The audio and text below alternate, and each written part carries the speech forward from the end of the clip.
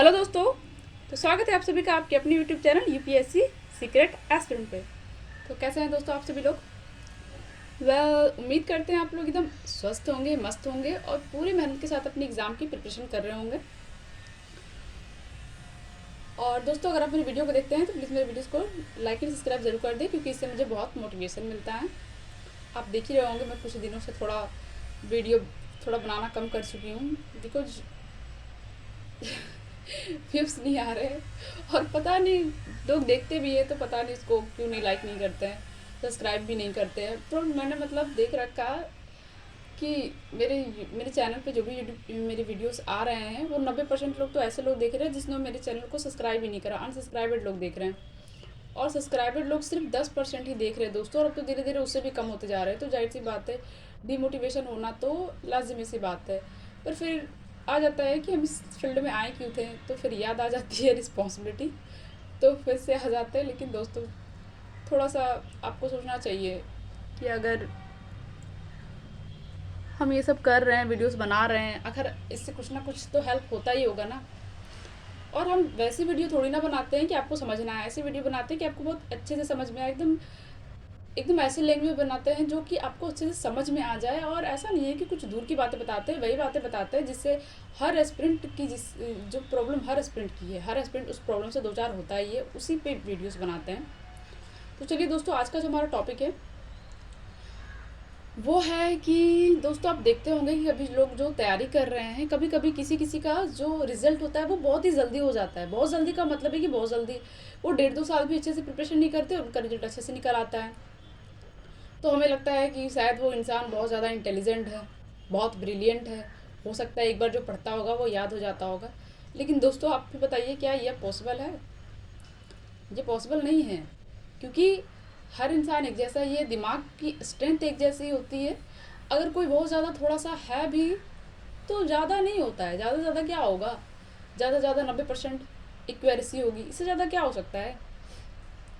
लेकिन ये कहना तो गलत है कि इंसान एकदम एक बार में पढ़ा सो याद हो जाएगा। आपको भी पता है कि दिमाग की कार्य क्षमता क्या है।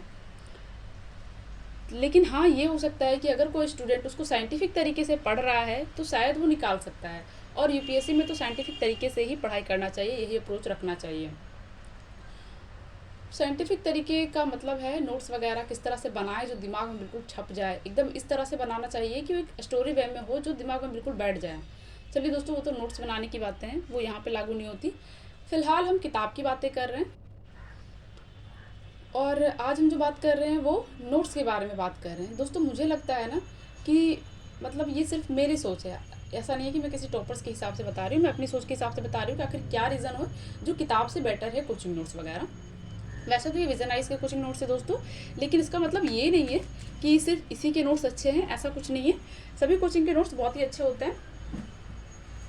लेकिन कि कहा भी जाता है, बहुत सारे लोग कहते हैं कि जो विजन आइज के नोट्स है वो इंग्लिश मीडियम के लिए तो अच्छे हैं ही, लेकिन हिंदी मीडियम के लिए भी अच्छे हैं। दोस्तों, हिंदी मीडियम के लिए अच्छे उनके लिए हैं जिनको लगभग तैयारी करते हुए थोड़ा टाइम तो हो चुका है, कम से कम 6-7 महीना हो जाना चाहिए, और उसकी अच्छी अंडरस्टैंडिंग हो। और यदि कोई बच्चा जीएस बैकग्राउंड से है, जीएस बैकग्राउंड का मतलब है आर्ट्स से है, तब तो उनको समझने में कोई तकलीफ नहीं होगी। अगर कॉमर्स वगैरह से हैं तो मैं सजेस्ट करूँगी कि आप इसे पहले एनसीईआरटी पढ़ लें, उसके बाद ही इसको पकड़ें तो आपको ज़्यादा बेटर होगा। वैसे ये भी काफ़ी इजी लैंग्वेज में है, कुछ कुछ चीज़ें ही थोड़ी भारी है, बाकी सब सारी चीज़ तो ठीक ही है। आपने और भी वीडियोस देखे होंगे, उसमें कहा जाता है कि विजन आईज का नोट थोड़ा नेक्स्ट लेवल का है, लेकिन मुझे नहीं लगता ऐसा कुछ है। अगर आप एनसीईआरटी पढ़ के आते हैं तो फिर आपके लिए भी ईजी ही है, देख सकते हैं दोस्तों, ईजी ही लैंग्वेज रहता है। तो दोस्तों, ये जो कोचिंग नोट्स है इसकी खासियत ये है, ऐसे तो किताबें बहुत सारे लोग सजेस्ट करते हैं, लेकिन दोस्तों ये जो किताबें होती हैं ये ऐसा तो नहीं होता है ना कि ये सिर्फ और सिर्फ यूपीएससी एग्ज़ाम के लिए बनाई गई है। बिल्कुल नहीं, ऐसा बिल्कुल नहीं होता है ना। देखिए, आप लिखा भी रहता है इसमें, सिविल सेवा एवं अन्य राज्य परीक्षाओं हेतु। और ये बहुत ही बेसिक से लेकर एडवांस लेवल तक जाते हैं, और किताबों में बहुत सारी कहानियाँ वहानियाँ इधर उधर भी होती है। ये नहीं कि सिर्फ यूपीएससी एग्ज़ाम के पर्सपेक्टिव से ही सारी चीज़ें दी हुई हों, बहुत इधर उधर होती है हर किताब में। और जो किताबें ऐसी होती है ना कि सिर्फ और सिर्फ वो किताबें पढ़ लेनी चाहिए, उसमें तो मुझे सिर्फ यही दोनों लगते हैं जिसको पूरा पूरा पढ़ना चाहिए, क्योंकि इन दोनों से बहुत सारे क्वेश्चन टच होते हैं दोस्तों। तो मैं सजेस्ट करूँगी कि ये दोनों किताबें पूरी पूरी पढ़नी चाहिए। लेकिन और भी किताबें होती हैं, जैसे कि ये वाली हो गई हमारे आर्ट एंड कल्चर के लिए नितिन सिंघानिया की किताबें, और इकोनॉमिक्स के लिए जो सबसे ज़्यादा फेमस होता है रमेश सिंह एंड ज्योग्राफी के लिए भी होता है। ज्योग्राफी वाली कहाँ रख दी? हाँ, ज्योग्राफी के लिए ये होता है महेश कुमार वर्णवाल।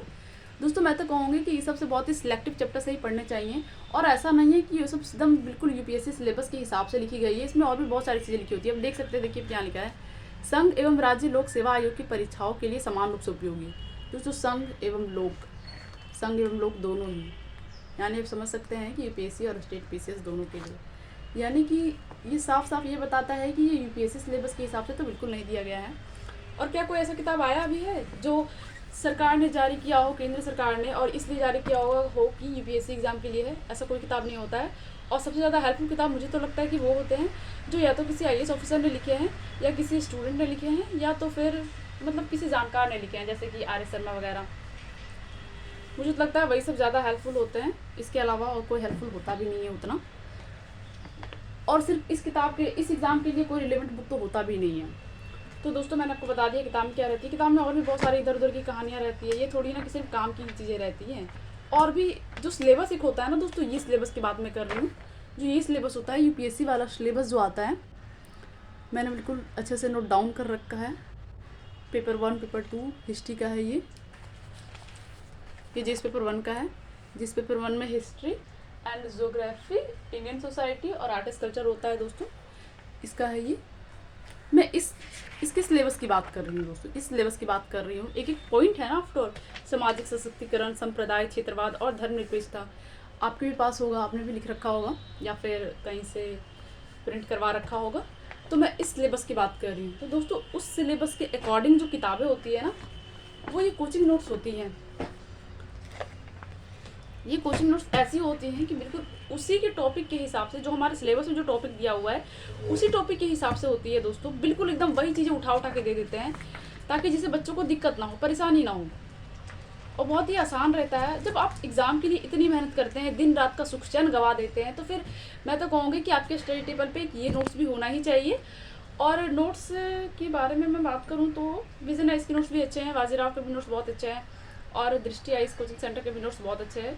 वैसे उनका ध्यान थोड़ा किताबों पे भी चला गया है, लेकिन फिर भी नोट्स भी ठीक ही होते हैं, क्योंकि टॉपर्स उसका नाम लेते हैं थोड़ा बहुत। नहीं दोस्तों, टॉपर इसका नाम कभी नहीं लेते हैं। अगर टॉपर्स नाम भी लेंगे तो 1-2 सब्जेक्ट का लेंगे, कभी नहीं कहेंगे कि मैंने फुल बुक लिस्ट खरीदी थी। कोई नहीं कहेगा, आपको कोई बताएगा ही नहीं, पता नहीं क्यों, लेकिन टॉपर्स इसका नाम कभी नहीं लेते कि उन्होंने कभी पूरी बुक लिस्ट खरीदी है।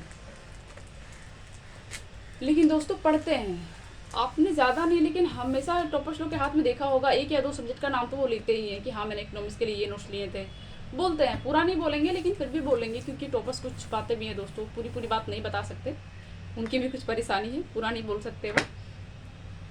लेकिन मैं दोस्तों ये सजेस्ट करूँगी कि जब आप इतनी मेहनत से तैयारी कर रहे हैं, आफ्टर ऑल ये कितना बर्डन होता है इस एग्ज़ाम में, कितनी, इसमें तो हर जगह साइंटिफिक अप्रोच की ज़रूरत पड़ती है हर जगह पे, तो फिर एक ये भी लेने में क्या दिक्कत है। मैं तो कहूँगी कि आपको एक ये भी ले लेना चाहिए। और जिनके पास थोड़ा पैसों की तंगी भी होती है ना, उसके लिए तो ये रामबाण साबित होने वाला है। और इसके साथ ये नहीं कि आपको सिर्फ यही पढ़ना है, बल्कि इसके साथ आपको करंट रिलेट करना है। ये करंट अफेयर से रिलेटेड नहीं होते हैं, करंट अफेयर्स इसमें मतलब ऐड नहीं होते हैं, तो आपको इसको करंट अफेयर के साथ अपडेट करना होता है। और यदि आप कर ले जाते हैं तब तो फिर बहुत ही अच्छी बात है। और मुझे तो लगता है कि जितने भी टॉपर्स हो रहे हैं ना, वो कहीं ना कहीं सब चीज़ का सहारा ज़रूर ले रहे हैं। वो नाम भले ही ना ले, 1-2 का ही नाम ले, लेकिन मुझे लगता है कि लेते ही होंगे। 1-2 का नाम तो लेते ही है ना, तो पढ़ते तभी तो लेते होंगे। तो दोस्तों ये जो नोट्स हैं ये आप देख ही रहे होंगे, वैसे जैसे कि ये मतलब एक ही पेज का कंटेंट है, ये दूसरे पेज का कंटेंट है, ये तीसरे, ये चौथे, लेकिन मैंने इसे बहुत ही कम रेट में खरीदा है। और ये ओरिजिनल नहीं है, बल्कि ये डुप्लीकेट है, ये प्रिंट है, तो जिसकी वजह से ये इस तरह दिया है। दोस्तों ये मैंने पहले भी खरीदा था, लेकिन वो इंग्लिश मीडियम से था, इसलिए मुझे फिर लगा कि नहीं, मुझे इंग्लिश मीडियम से नहीं, हिंदी मीडियम से लेना है, तो इसलिए मैंने इस बार जेरॉक्स मंगवाया है। इंग्लिश मीडियम वाला तो काफ़ी अच्छा महंगा था, 5600 का आया था वो, और कुछ मैपिंग वगैरह भी मैंने उसमें ऐड कर दिए थे। लेकिन दोस्तों अगर आप पढ़ने वाले बच्चे हैं तो फिर मुझे नहीं लगता कि आपको इससे कोई दिक्कत होना चाहिए कि वो आप प्रिंट पढ़ रहे हैं या ओरिजिनल पढ़ रहे हैं। मुझे तो लगता है कि जो भी मिल रहा है आपको पढ़ लेना चाहिए अच्छे से। और मैंने ये काफ़ी कम में ही खरीद लिया है दोस्तों। आपको पता है ये वो वाला बुक लिस्ट है जो 38 एक साथ आए थे ना, ये वो वाला है कि 38 साथ में आना चाहिए, वही वाला बुक है। लेकिन दोस्तों मुझे आप विश्वास नहीं करेंगे, मुझे 40 बुक लिस्ट आया है। और देखिए मैं आपको दिखा भी सकती हूँ, देखिए बुक नंबर 40, हाँ 38 वाला ही था, लेकिन मुझे 40 आए हैं। और मैं काफ़ी खुश भी हूँ। थोड़े बहुत कहीं कहीं पे प्रिंटिंग थोड़ा सा, मतलब ये जो होता है ना डायग्राम्स वगैरह होते हैं ना, इसमें थोड़े से धुंधले धुंधले दिए हैं, लेकिन कोई दिक्कत नहीं दोस्तों, अगर आप थोड़ा सा कम करेंगे तो फिर तो हो ही जाएगा। और यदि अगर आपको पैसे का अभाव नहीं है तो आप ओरिजिनल भी ले सकते हैं। ओरिजिनल आपको वही 5,000 में पड़ जाएगा आराम से। और आप उसको करंट से रिलेटेड करके पढ़ लेते हैं तब तो बहुत ही अच्छा है। बहुत अपना पढ़ना ही है, अच्छा कि आपको पढ़ना ही है, ये तो मतलब बेसिक है ना। और दोस्तों ये बहुत सालों से अपडेट भी नहीं हुए हैं, ये मतलब उसका बेसिक चीज़ है जो आप किताबों में पढ़ते हैं ना इधर उधर से। आफ्टर ऑल एक किताब आप पढ़ भी लेते हैं तो क्या आपको सारा का सारा कंटेंट मिल जाता है? यूपीएससी लेवल का नहीं मिलता ना। और वो उसमें बहुत सारी कहानियाँ वानियाँ होती है, इधर उधर की चीज़ें होती है, लेकिन इसमें वैसा कुछ नहीं हुआ है, एकदम टू द पॉइंट है। मुझे तो ये काफ़ी पसंद है, काफ़ी अच्छा लगा, और मैं चाहूँगी कि सबको लेना चाहिए। जिनके पास अब अगर आप किताब भी लेते हैं, एक भी किताब लेते हैं तो 300-400 से कम का रेट तो आता नहीं है। बहुत महंगे महंगे किताब होते हैं। आप लक्ष्मीकांत को ही ले लीजिए, या तो फिर आप आर्ट एंड कल्चर के नितिन कहानियाँ ले लीजिए, सबका रेट कितना होता है? लमसम 400-500 तो सब इसी तरह से होती है, उससे ज़्यादा होता है लेकिन उससे कम नहीं होता है। तो दोस्तों मैं तो कहूँगी कि यही ले लीजिए, कहीं से भी आप ले सकते हैं। इसका 5,000 रुपये रेट है, और अगर आप कहीं सस्ते में इसका प्रिंट खोजेंगे तो वो भी आपको बहुत ही आसानी से मिल जाएगा। फ्लिपकार्ट वगैरह पे भी मिलता है, लेकिन वहाँ पे बहुत चालाकी से इसको ऑर्डर देना पड़ता है, बहुत चालाकी से। क्योंकि देखिए दोस्तों, इसका जो पेजेस है ना वो 6,000 पेजेस है, तो आपको वैसा ही किताब ऑर्डर करना चाहिए जिसमें पेजेस 6,000 है, क्योंकि वहाँ पे बहुत सारे उल्टा पुल्टा भी दिखाएंगे। कभी किसी में 5,000 पेजेस रहेगा तो समझ जाइए कि थोड़ा सा गड़बड़ है। तो आपको ऐसा ही लेना चाहिए, बहुत ही समझदारी से वहाँ पर ऑर्डर देना चाहिए। लेकिन मैं कहूँगी कि आपको ले लेना ही चाहिए, बिल्कुल ले लेना चाहिए, क्योंकि ये बहुत ही अच्छे हैं दोस्तों, बिल्कुल सिलेबस के अकॉर्डिंग है। और किताबें पढ़ के ऐसा कभी नहीं हो सकता कि आप यूपीएससी फोड़ दोगे, कभी नहीं। लेकिन आप इसको पढ़ के यूपीएससी फोड़ सकते हो। किताब आप कितने भी पढ़ लो, पूरा जो भी है, जितना भी स्ट्रेटजी है, जितना भी है, वो इतना हो जाता है। किताबें जब हम लेते हैं यूपीएससी के तो वो नीचे से इतना तक आ जाता है टोटल सब्जेक्ट्स के। लेकिन ऐसा कभी नहीं होगा कि आप उसे किताबें पढ़ के आप यूपीएससी फोड़ दोगे, कभी नहीं फूटेगा। तो मुझे तो लगता है, लेकिन इसको पढ़ के फोड़ सकते हो। तो मुझे लगता है कि आपके स्टडी टेबल पे ये भी चीज़ें होनी चाहिए दोस्तों। और ये आईएएस का एग्ज़ाम है दोस्तों, छोटे छोटे स्टेप चलने से ये पास होने वाला है नहीं, इसके लिए थोड़े बड़े स्टेप चलने ही पड़ते हैं। तो आज के लिए बस इतना ही दोस्तों, मिलते हैं फिर से किसी और वीडियो पे। और अगर आपका कोई सवाल हो या कोई क्वेरी हो, कुछ पूछना हो, तो आप मेरे वीडियो के कमेंट बॉक्स में पूछ सकते हैं।